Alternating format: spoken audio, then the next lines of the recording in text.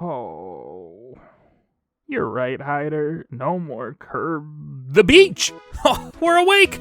Which means, Hyder, be careful! We don't know what this is yet! Hey, little dude. What are you? Well, you know, I guess I should have figured that wouldn't work. I'm Axel, and this is Hyder. Do you understand? Great! I think we're getting somewhere here. Who's your owner, fella? Nobody? Like, not even a bank or something? Whoa, Hyder, hang on. I'm fine with taking it in for a little while, but how are we gonna take care of this? We don't even know what it eats. Does it eat? Okay, probably. Regardless, we can't just— Whoa!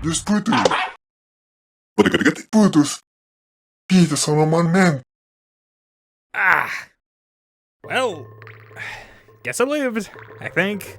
Can't see a damn thing down here. Hyder? Oh god, it's just me, isn't it? You have flashlight eyes? Guess it's just you and me for now, huh? I didn't even know there was a cave on this side of the island. So, do you like games? That's sort of our thing here. And this whole mess kind of reminds me of that one that came out a bit ago. It's called Wait a minute. I think I have an idea that might get us out of this. Donkey Kong Okay. Hey! Yeah, that's right, Mr. Kong. I'm talking to you. Stay right there. Oh my god, wait, don't flash him. Oh, sweet Jesus. Sorry about that. Anyway, you keep showing up for some reason, and I think it's about time I actually get something helpful out of it. You can bust us a hole back to the surface, yeah? Yeah, I guess that sounds about right. You have been awfully incorporeal. What the hell gives?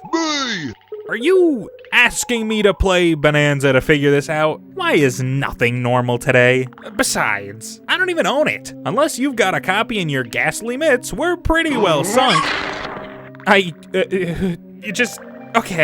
sure, this probably isn't even the weirdest scenario I've been in. DK, let's just get this show on the seas. Donkey Kong, Schrodinger's favorite ape. I kid. Sorta. He's had a weird run of things for a long time. From iconic arcade classics to his later years, his relevance to Nintendo has been way more all over the place than you'd imagine. Time to dust back off every gaming YouTuber's favorite history section on Wikipedia. Donkey Kong was a powerhouse franchise for Nintendo during the 90s under the guidance of second-party developer Rare's Donkey Kong Country series, as well as its sort of follow-up and my personal favorite DK game, Donkey Kong 64. Then the turn of the millennium hits, Nintendo wants to open the relationship up. Microsoft is willing to fully commit to Rare, but mostly because they think they can get inheritance of the big ape out of Rare. Nintendo says, what the f***? No, of course not. Are you dumb? And then Rare shit their pants. Truly a story for the ages. And of course, we've told this story in ages long since past. But what about Nintendo's half? I mean, really important to remember here, a lot of Microsoft's initial interest in Rare was because of the Congo Bongo hero. They obviously thought they had some sort of plan in mind for the guy. Surely Nintendo had something of their own, right? Oh, good lord, we're just hitting all the cliches today. So yeah, the 2000s were certainly something for DK. With full creative control back in-house, Nintendo kinda just fucked around for a while. Went from full-time Mario Party character to a random board space, got his entire home console identity attached to the funny meme controller, had Rare sneak back to remake the DKC games for the GBA because despite breaking up, they really just could not quit each other, and whatever the hell was going on that demented them to make 2 of these weird climbing handheld games. This powerhouse gorilla was still getting attention, I guess, but love? I don't know if I'm calling this love. This feels more like Nintendo thought their firstborn bonded more with their stepdad before the divorce. Now they're giving a half-hearted effort to get back into DK's good graces after he left, but it's clear Nintendo still harbors a lot of resentment. In comes stepdad number 2. After 2005's Donkey Kong Jungle Beat, Nintendo would cast the Kong into the pits of Mario spin-off hell on consoles for several years. But with Retro Studios wrapping up on the Metroid Prime trilogy, the Big N saw a golden opportunity to dump that unwanted child back into the arms of someone who looks just enough like their ex. Under Retro's care, Donkey Kong was finally back in the big leagues with 2010's Donkey Kong Country Returns, then the 3DS release of the game in 2013, the unbelievably brilliant sequel of Tropical Freeze, and then— Hello? What the hell happened?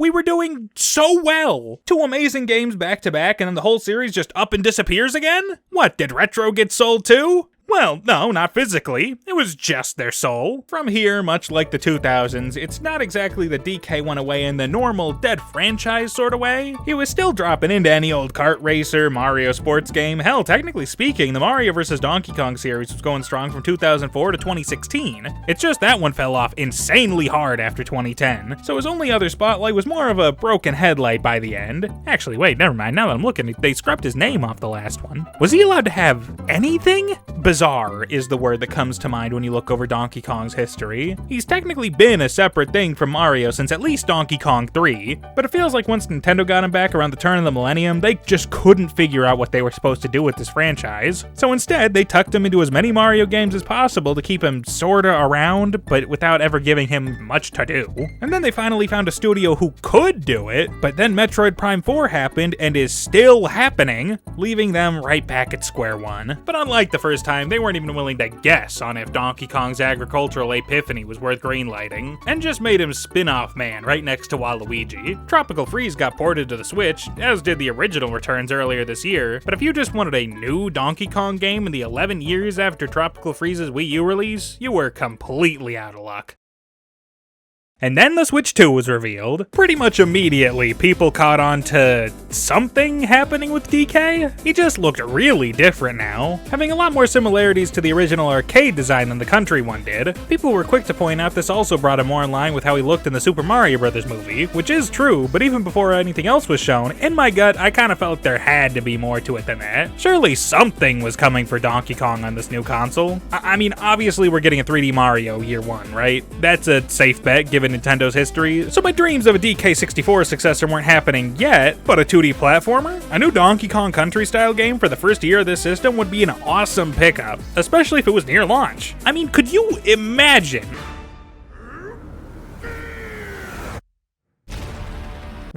We got it. A new 3D DK platformer, and it's got all this Mario Odyssey DNA. It's made by the 3D Mario team. Nintendo finally remembered that their kid was part of why they got to make the Wii U after 30 years. Oh my god! This was the game I was most confident in coming out of the Switch 2's reveal. I don't think it's a bold claim to say that I, and many others, think Odyssey was a brilliant game. So getting that structure expanded on through Donkey Kong, with a heavy emphasis placed on the destructive power that DK has? I mean, this felt like a perfect evolution of the concept to me. In the months to come, I was trying to soak up as much information on the game as I possibly could, both through official news and the rampant speculation. I mean, how could I not? New villains, lots of references to the country games, all new Bananza powers that saw DK shapeshift into other animals for unique attributes, and you know, longtime adult Pauline being here as a child? Everything was either clicking for me or left me eager to see what was going on when the game released in July. Didn't think my first time playing it would be quite like this though. I mean, trapped down here in a cave with a ghost and whatever you are, I'll figure it out later.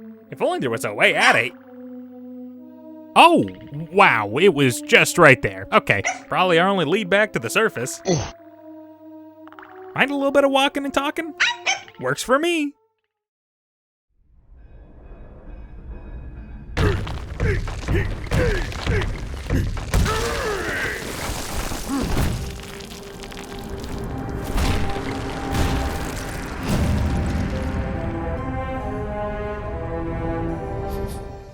The story begins with Donkey Kong punching his way through the mines of a brand new locale, Ingot Isle. By all accounts, it seems DK has become quite the popular figure here, what with being twice the size of every other monkey and thus being able to punch through just about any walls that these little runts need a pickaxe for. Our favorite ape is here for one reason and one reason only, to get his mitts on as many Banandium gems as possible, since despite being, you know, rocks, they're also as edible as any other banana, and like 20 times the size. DK makes the way to one of those crystalline bananas within the mines, only to have it snatched away by the fucking apocalypse. Oh my god! Well, not quite. This world-ending meteor is a drilling machine owned by a new company of troublemakers known as Voidco. The newest member of the S&P 500 is overseen by President Void Kong, a guy whose best qualities are probably writing checks and keeping shareholders happy. There's also Director of Intelligence Poppy Kong, a lady with a slick design that's definitely the real piece keeping the plan moving, and Director of Manufacturing Grumpy Kong, the fastest builder in the Western Cremasphere. They're only tangentially interested in foiling Donkey Kong's plans, since they're only stopping by for the Banandium gems as a mean to fuel this giant drill. And as you might imagine, this means they have to die. Upon regaining consciousness and losing his pants, Donkey Kong finds that the whole island has been buried underground, complete with weird new void co-generators that emit a purple substance blocking off DK's ascent back to the top of the city. What's more, all sorts of weird things are falling from the sky, such as this purple little gal named Oddrock. She's a helpless little critter that's terrified of DK, but after he gives her a friendly whistle, she decides to tag along with him for safekeeping. Good thing too, as with her along for the ride, the two can now dispose of the generators and make it up to the top. Up here, not only does Oddrock seem to recognize Void Kong's face as a bad monkey, but a pile of bones reanimates itself before swiftly being disposed of. With the Crocoid defeated and the last of Void Kong's seals disposed of, a huge hole appears alongside a 3-piece Banandium Gem super meal. Without much of a plan besides getting those damn bananas back, DK and Oddrock plunge down after and begin their journey for real. From here, the duo make their way through the first real level of the game, the Lagoon Lair, and you know, I think it's about time we get into discussing what you actually do in this game. Donkey Kong Bananza is a 3D platformer that is, shocker, an evolution of the Super Mario Odyssey style of gameplay, although now it has elements of the likes of various Donkey Kong games, The Legend of Zelda Breath of the Wild and Tears of the Kingdom, and,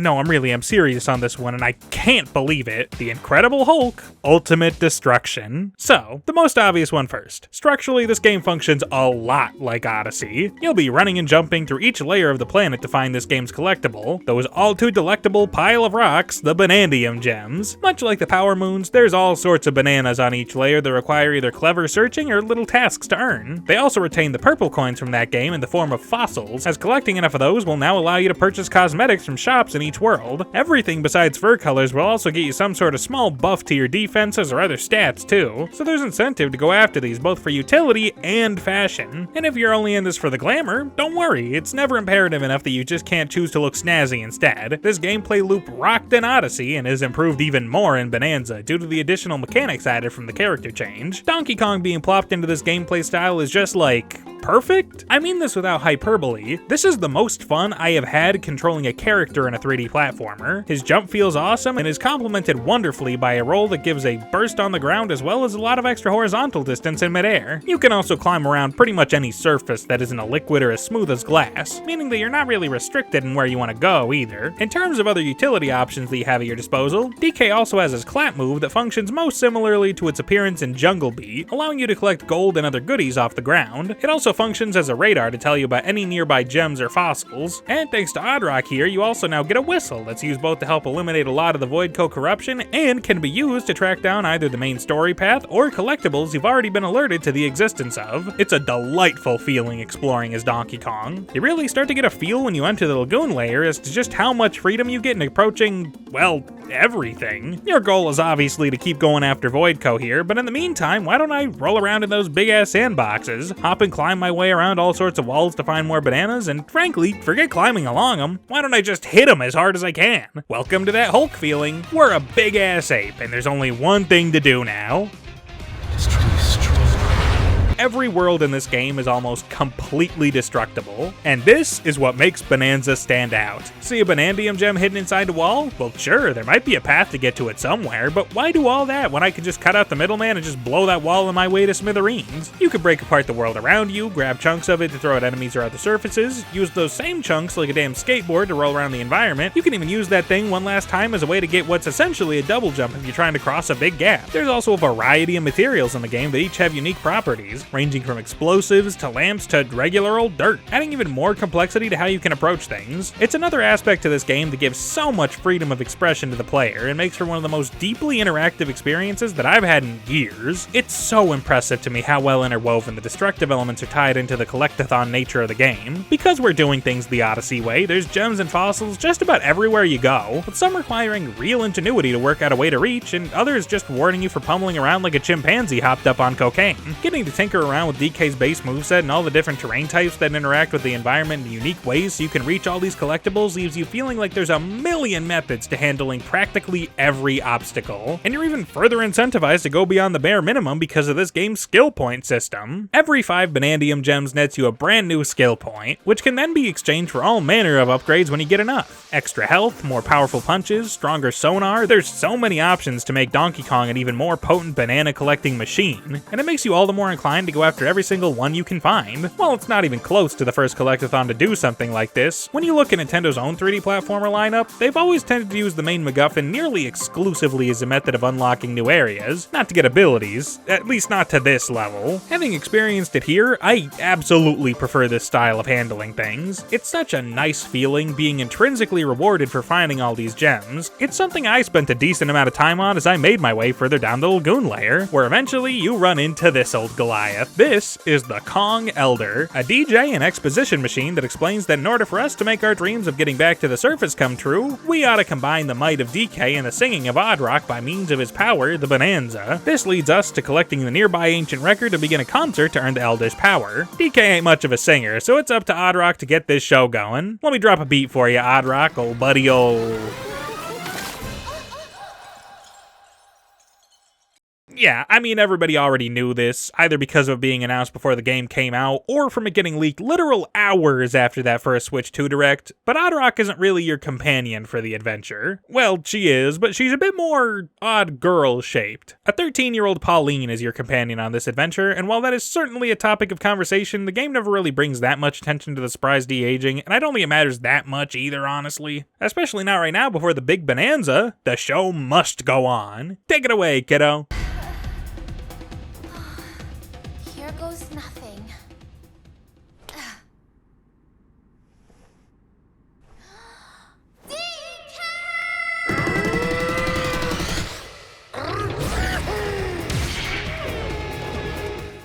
The first of several transformations, say hello to Kong Bananza. These function as your replacement for the classic DK Animal Buddy, giving you powerful skills to take on new obstacles until your Banenergy gauge depletes. The first one is definitely the most straightforward of them all, as it basically just amplifies what DK's already good at. Your punches are now stronger, dealing more damage, being able to be charged, and being able to smash through concrete that had previously been locked behind using boom rocks to explode. It's pretty simple, but it's a great way to get you acquainted with the Bananza mechanic. By now you've already been running through a level that had plenty of things you just weren't quite strong enough to smash through, and now in comes an ability you've been craving that will not only be useful for the rest of the layer, but for the entire rest of the game for both exploration and combat. I also really dig this design. The towering, lumbering physique, banana jewelry, and hella ass makes for an awesome look. I mean, damn, DK, what are you doing out here with all this— Ow! What the— scrap metal? Why is there so much of it? I know. What if I sang a little and you just... Yeah, I guess you wouldn't be able to touch this stuff anyway, huh? Oh, you just ate it. Is that safe?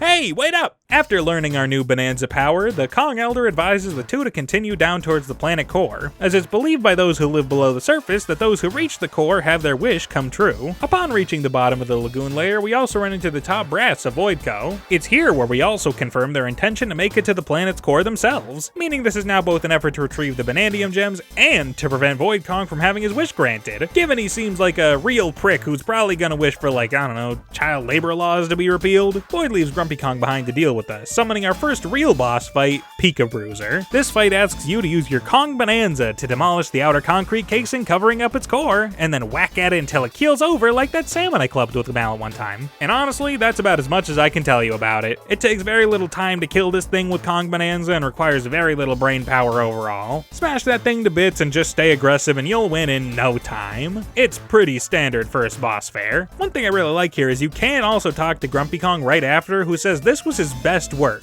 And it's at this moment I have to question if Void Kong's the actual nutcase of the three of them. Oh well, down the hole we go! With the first layer under our belt, the game has basically shown you the basics of what to expect from here on. You'll go from layer to layer, find some gems, rough up some baddies, destroy all kinds of terrain, all while cleaning up the mess Voidco's left behind on their journey to the center of the Earth. I mean, the usual 3D collectathon is a world-to-world adventure. If you didn't expect that, you might be a bit of a buffoon. But let me tell ya, there definitely weren't any buffoons in the level design team. After leaving the tutorial, there are 16 layers to descend through, and while thematically they can be a bit derivative, you know, your standard ice, jungle, beach, burger-themed amusement park, standard Nintendo stuff there, really. So many of these are among the genre's best and brightest. As I've alluded to before, the moment-to-moment gameplay in Bananza is just so goddamn good. And these levels are a huge part of that. All of the main layers give you a general primary quest to follow, but are full of optional places to go and bananas to seek out. There's the sprawling mountains of the canyon layer, connected by minecarts, which give way into all sorts of interesting target range style challenges in the underground sublayers of the area. The Tempest layers focus on stop and go platforming challenges in open areas to keep from being zapped by lightning, coupled excellently with the area where you avoid the lava rainfall using terrain both as an umbrella and a zipline hook. The landfill layer,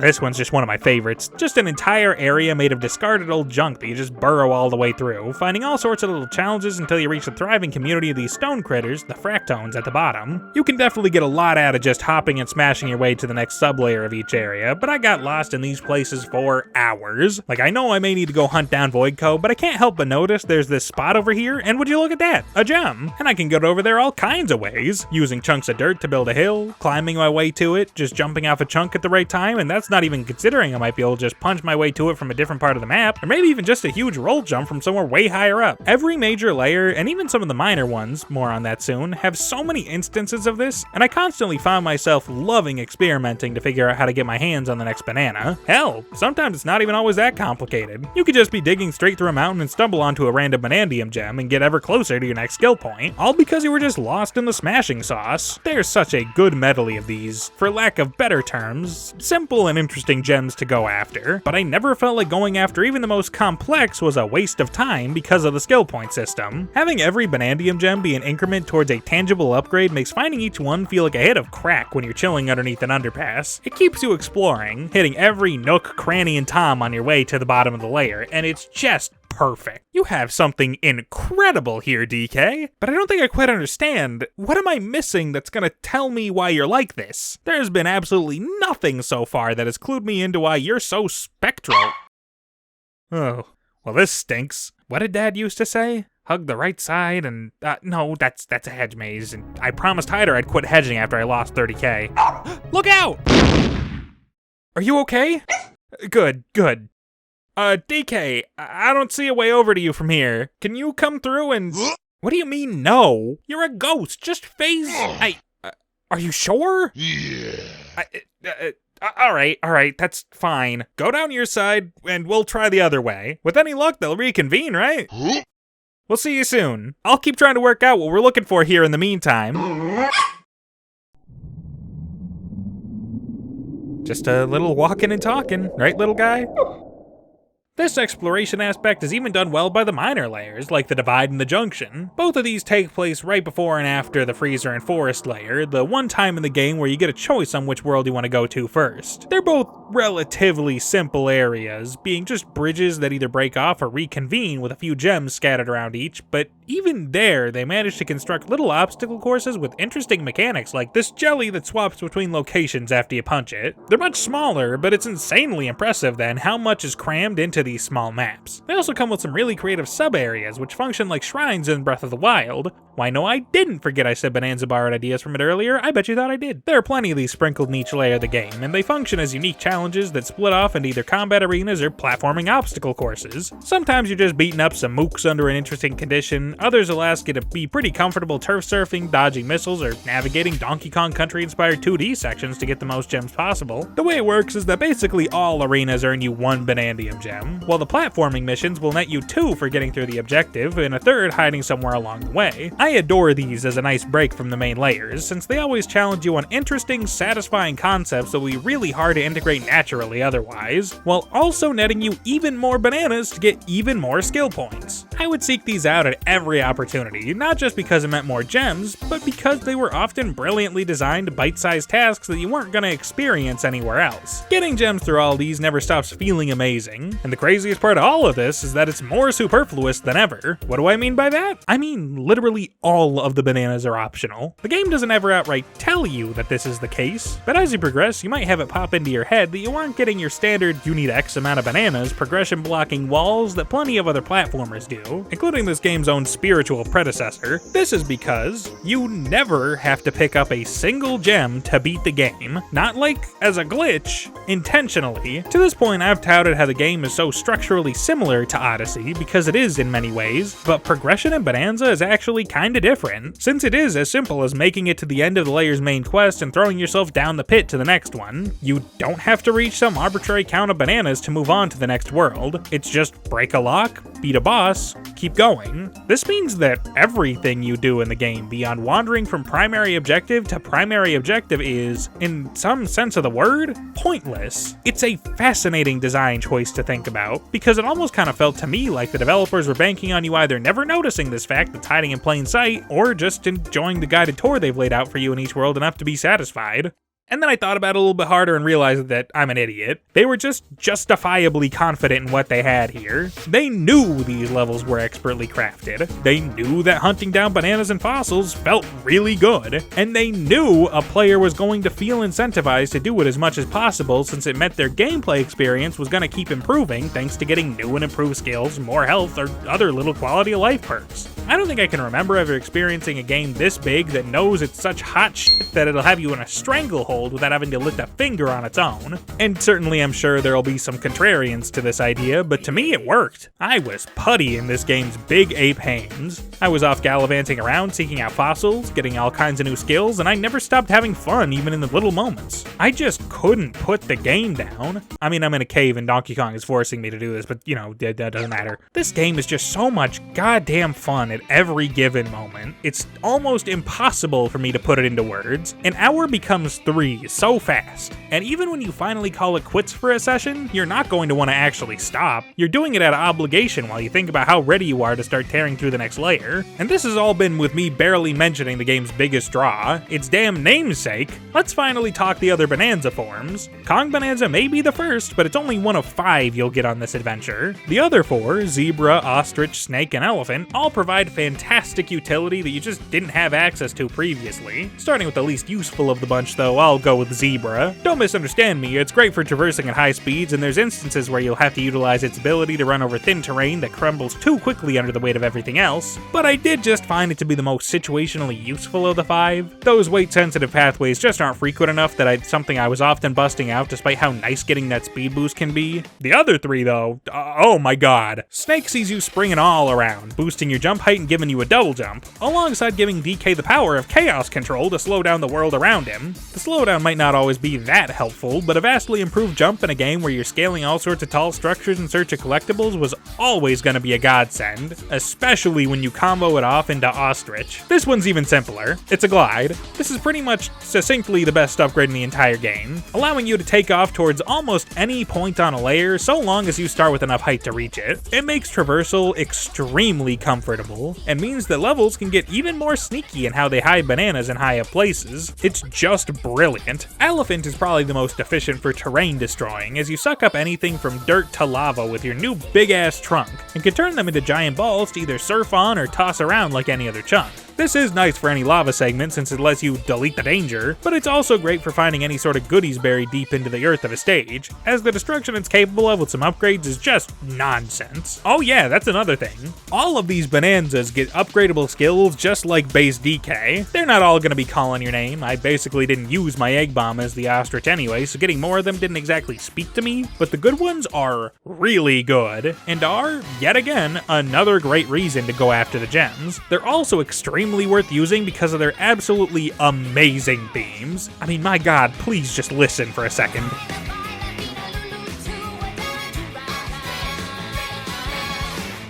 This game's soundtrack is so good, man. There's a gaggle of people who worked on the music for this game, and a lot of them are pretty fresh faces for the company, only working on a few titles before Bananza. Even knowing that, it certainly sounds like a group of seasoned composers at their best. I think it's fair to say that the game leans more on the atmospheric side of music for the most part, but it absolutely can get dynamic when the situation calls for it, like a lot of the boss battle tracks, for example. It's hard with a soundtrack this big to single out my favorites, but to bring attention to just a few, the Radiance Layer gets several amazing songs, the Sinister Blusterwing battles both rock, the new Sticker Brush Symphony arrangement is heavenly, but my absolute favorite song is the one that plays when you fight Poppy Kong. This is great! I'm having such a good time, aren't you? Well, that makes one of us. Ow! Why is there so much metal down here? Oh, no, don't worry about me. I heal fast. Little axolotl technique. What about you? You got any other neat tricks? No way. You're an entire stereo too? That's so cool. I mean, I can sing a little, but you're the whole package. You ever thought about showbiz? Seems like you got all kinds of talent for it, and you're doing that now. Okay. You're a funny little animal, you know that? But as strange as you are, I'm glad I ended up on your side of that. I can't imagine poor DK's having much fun. Not much worse to be than by yourself. Hello? DK? Hyder?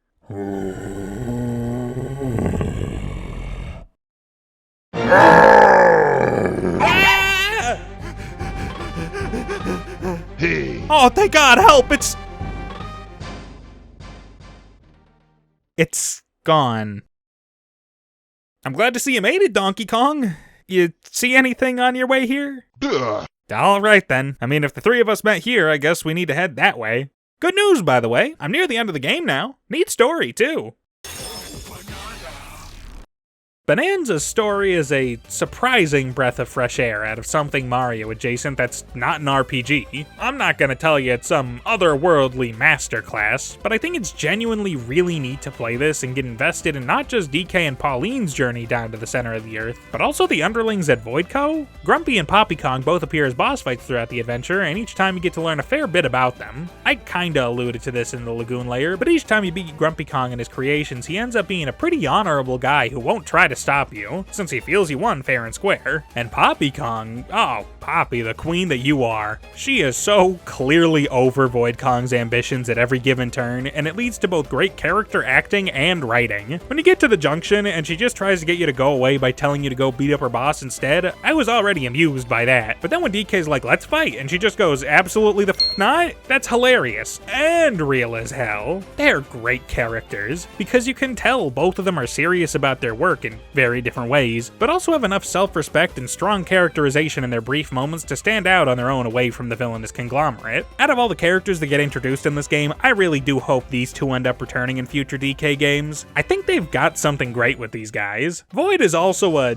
decent villain. I found him to be a little bit more one-track than his employees, kinda just being an evil little businessman who's exclusively interested in reaching the planet's core as fast as possible, all else be damned. I think in that sense he's written perfectly fine. He just doesn't really have another side to his character like the other two do, so I don't find him quite as interesting. Although that being said, he is fun in a lovable little shitboy way. As for why I highlighted these three before anything else, well, cause really for the first half of the adventure, there's not a ton happening beyond reach a layer, deal with whatever threats Voidco leaves behind, keep moving. Instead, they take this opportunity to flesh out the dynamic between DK and Pauline, and you know, I really like these two as a team. They build such a genuine friendship as you go through the layers of the planet. Initially, she's very unsure about this whole thing, but the game does a great job of showing you how she gets more comfortable with DK the more you two trek further down the planet in all sorts of subtle ways. The musings Pauline shares as the two descend through the long tunnels between worlds, her little anecdotes when the two rest at one of the many getaways, and the different dance animations she has after beating the boss of a layer getting increasingly more lively all do a great job of showing the rapport they grow to share. It's all surprisingly gradual and natural, but all of her apprehension feels entirely realistic for the bizarre scenario she's ended up in, and the performance by Jenny Kidd in the English version does a generally good job of endearing you to her journey here. Really surprising to me that this is her first role. This sort of Saturday morning cartoon approach does mean an occasional visit from my favoriteest Kongs in the whole wide dirt during the canyon and freezer layers, but it's not until the junction where we start to get a clearer picture of what we're digging for. After chasing Void Kong back up through the layers to thwack him around for a bit, he gets the upper hand thanks to some trickery in order to make his escape further into the planet. Not before divulging to Pauline, however, that she will return to Voidco, and that she can't get her wish granted anyway unless she discovers her special power. This leads into the Tempest layer, where we learn from the Elephant Elder that the thing that we're actually aiming for in the planet's core is the Banandium root. Nobody really knows what it looks like, but it's seeming more and more like the only way to make it work hinges on Pauline. And since there's no way to make it back to the surface otherwise, we're just gonna have to get to it before Void stops us. This takes us into a few more layers where we eventually run back into both Poppy and Grumpy Kong, and with another swift beatdown, both of them decide this job sucks and resign on the spot. Honestly hard hard to blame them. I'd give up too if I kept getting my ass kicked. I mean, my god, there's no way they're getting workman's comp for this. It's also here, though, where things take a bit of a left turn for our heroes, as Pauline is taken by a gigantic eel and Donkey Kong gets knocked out, not only separating the two, but leaving DK behind bars.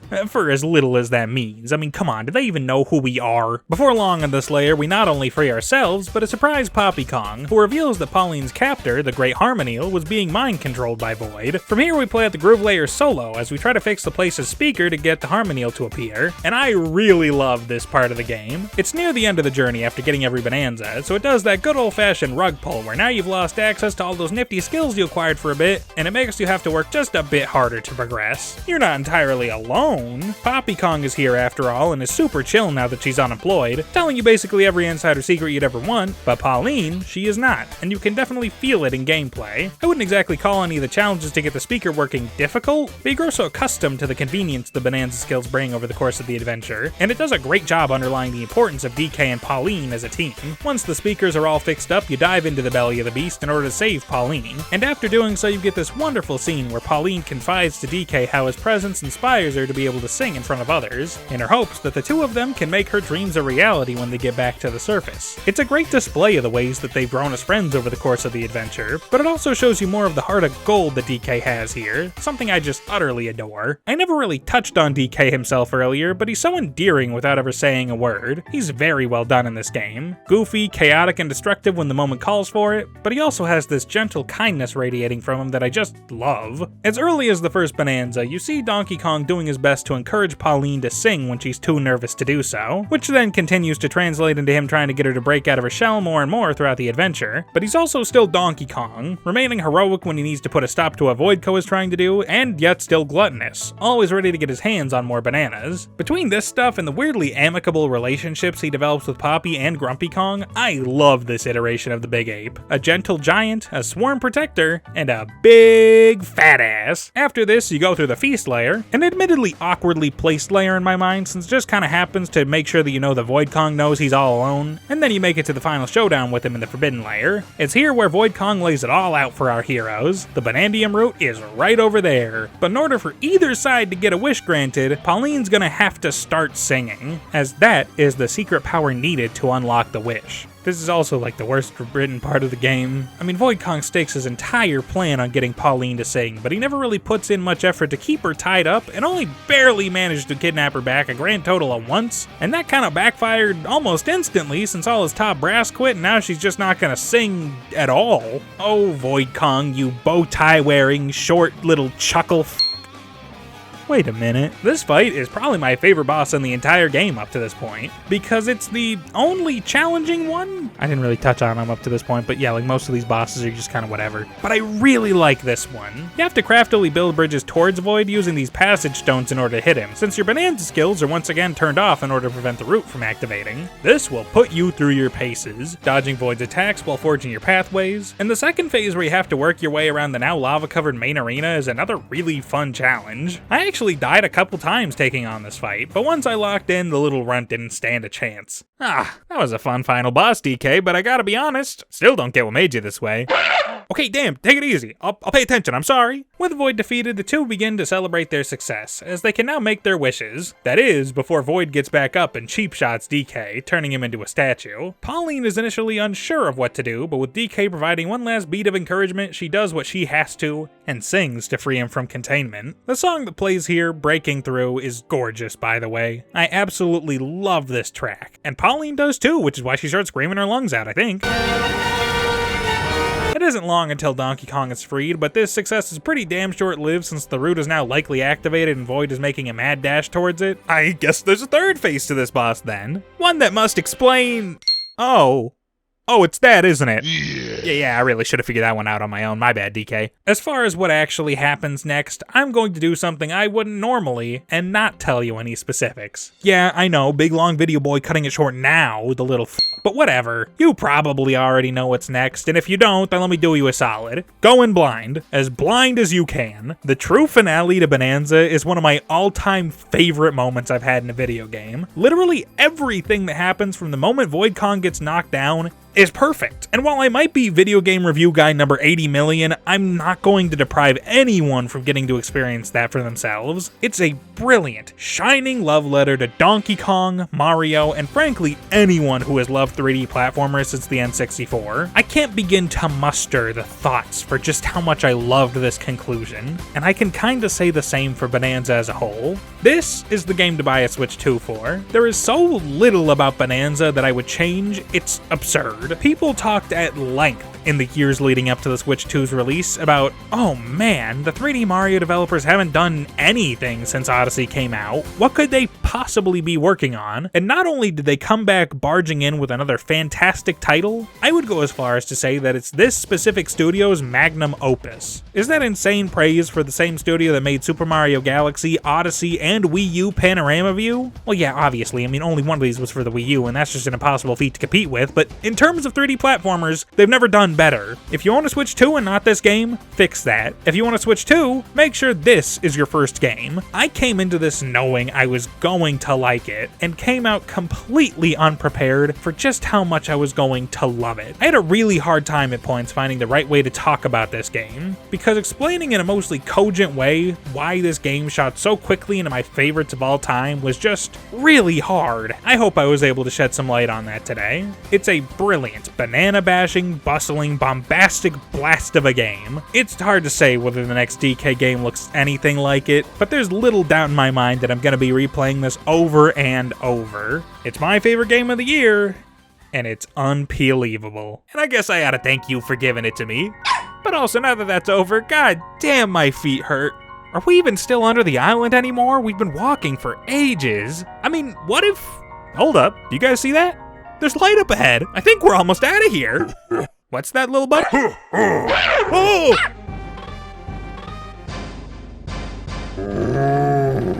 Get behind me!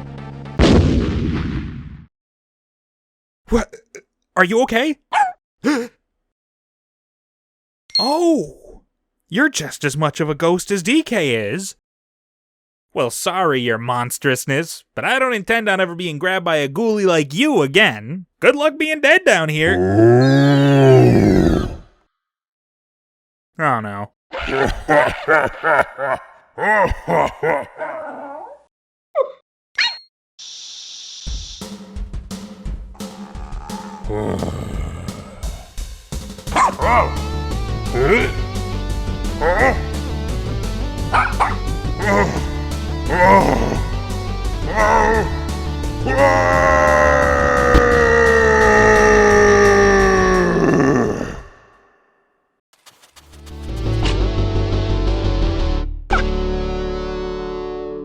Oh my god, you did it! And I've got my body back! But what about Donkey Kong? Is he... Okay. Well, I'll be damned. I think this is a piece of the root. He must have been using this to keep you both like that so nobody could interfere. And to end up on my island? He wanted you somewhere isolated and... alone. Well, joke's on him. He had no idea about us up top. And we got this for our troubles. Oh, think of the possibilities here. I could get some customers. Hyder could get a second episode. We could even get you somewhere you want to be. All of us can get what we want. What's wrong? Cool. Oh, it's crumbling. Who knows how many uses are left on this thing? Well, then... right. It's been real, DK. Sorry I had to deal with this dumb amphibian dragging you around for so long. But don't worry about us. We'll be okay. Yeah. Allow me. I wish for Donkey Kong to return back home.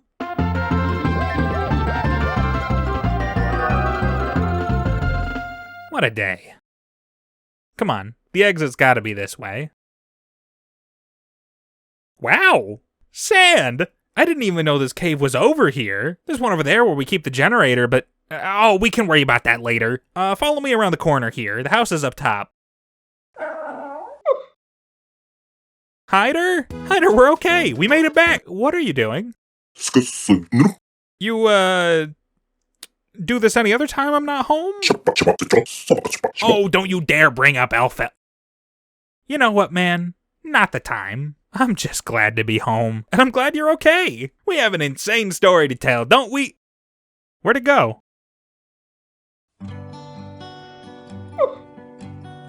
Hey, there you are, little fella. I was worried I scared you off with all that wish talk. Isn't it beautiful? I want you to know how much I appreciate what you did for us today. I certainly couldn't have made it back up here by myself. This might be AxelPort, but I don't have half the talents that Hyder has. And frankly, after what I saw, I'd be lucky to have a tenth of yours. DK wouldn't have gotten to go home if it was just me stumbling through those caves tonight.